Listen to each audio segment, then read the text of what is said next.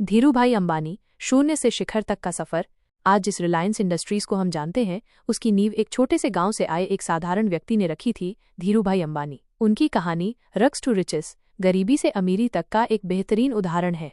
शुरुआत की मुश्किलें और पहला कदम। धीरूभाई का जन्म गुजरात के एक छोटे से गांव चोरवाड़ में हुआ था। उनके पिता एक स्कूल शिक्षक थे और परिवार की आर्थिक स्थिति बहुत अच्छी नहीं थी। पढ़ाई पूरी करने के बाद उन्होंने कुछ पैसे कमाने के लिए यमन जाने का फैसला किया। वहां उन्होंने एक पेट्रोल पंप पर क्लर्क के रूप में काम किया। यहीं से उन्होंने व्यापार की बारीकियों को समझना शुरू किया। उन्होंने देखा कि कैसे लोग छोटे छोटे व्यवसाय कर रहे हैं और कैसे पैसे कमाए जाते हैं।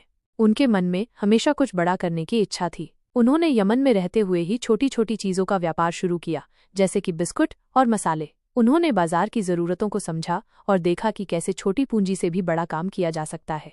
भारत वापसी और पहला बड़ा जोखिम। करीब 10 साल यमन में बिताने के बाद धीरूभाई 1958 में भारत लौट आए, अपनी जेब में केवल 500 रुपये लेकर और अपने सपनों को हकीकत में बदलने की आग लिए हुए। उन्होंने मुंबई में एक छोटे से कमरे में एक trading company Reliance commercial corporation की शुरुआत की। उनका मुख्य काम था पॉलिस्टर यार्न, धागे का आयात और मसालों का निर्यात करना।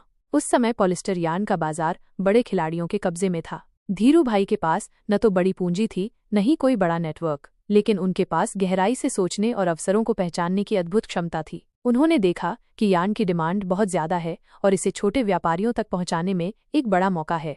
चुनौतियां और लीक से हटकर सोचना। उनके रास्ते में कई चुनौतियां आईं। बड़े व्यापारियों ने उन्हें रोकना चाहा, बैंकों से लोन मिलना मुश्किल था और सरकार की नीतियां भी जटिल थीं। लेकिन धीरूभाई कभी पीछे नहीं हटे। उन्होंने जोखिम लेने और लीक से हटकर सोचने की हिम्मत दिखाई।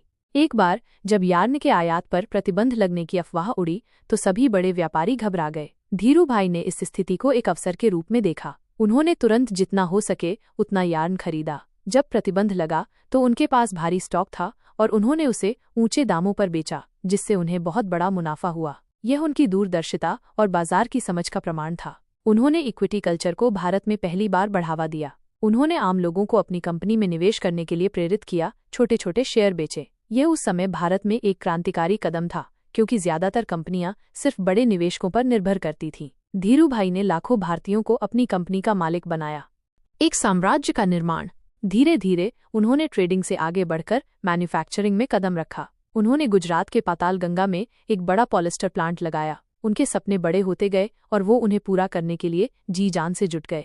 उन्होंने पेट्रोलियम से लेकर दूरसंचार, खुदरा और वित्तीय सेवाओं तक कई क्षेत्रों में रिलायंस का विस्तार किया। धीरूभाई अंबानी ने साबित कर दिया कि दृढ़ इच्छाशक्ति, अदम्य साहस और एक स्पष्ट दृष्टिकोण के साथ कोई भी व्यक्ति बड़ी से बड़ी बाधाओं को पार करके अपने सपनों को हकीकत में बदल सकता है। उन्होंने केवल एक कंपनी नहीं बनाई, बल्कि लाखों भारतीयों को उद्यमी बनने की प्रेरणा दी।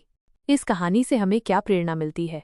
धीरूभाई अंबानी की कहानी हमें सिखाती है, छोटे से शुरुआत करें, बड़ा सोचें। आपके पास आज जो कुछ भी है उससे शुरू करें, लेकिन अपने लक्ष्य हमेशा बड़े रखें। अवसरों को पहचानें, जोखिम लें, मुश्किलों में भी अवसरों को देखें और उन्हें भुनाने के लिए जोखिम लेने से न डरें।